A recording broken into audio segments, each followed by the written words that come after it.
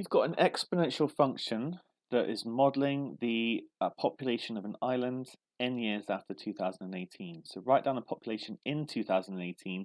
That's going to be when n is 0, and we get 1.0. You can use a calculator for this, but you're going to get 1.045 to the 0 is actually 1. And the population is just going to be this bit by itself.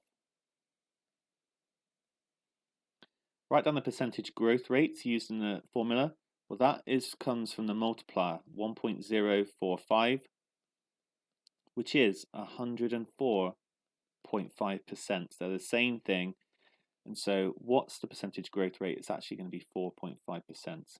That's what we're adding on every time. Work out the population in 2030. So that is going to be 12 years after 2018.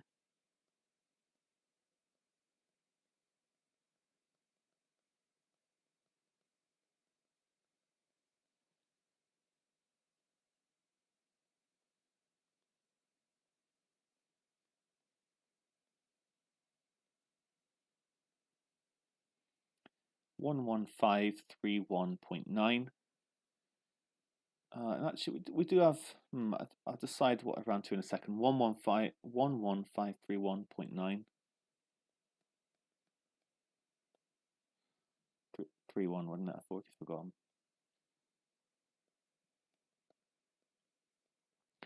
Okay, this is only given to 2 significant figures, and this is given to quite a few. So I personally would round this to 3. 11500.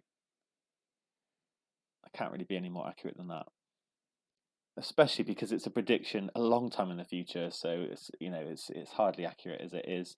And why might it not be reliable? It's a model, and we can't. Actually, this model can't continue forever because it's exponential, and it will just continue to increase. At some point, there'll be a problem, and you won't be able to go up by 4.5% every year. So the rates may not continue. The population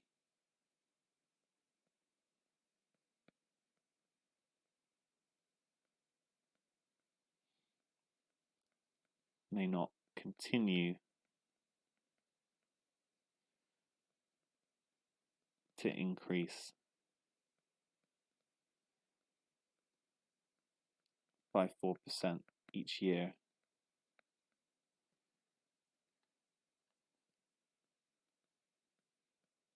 At this point.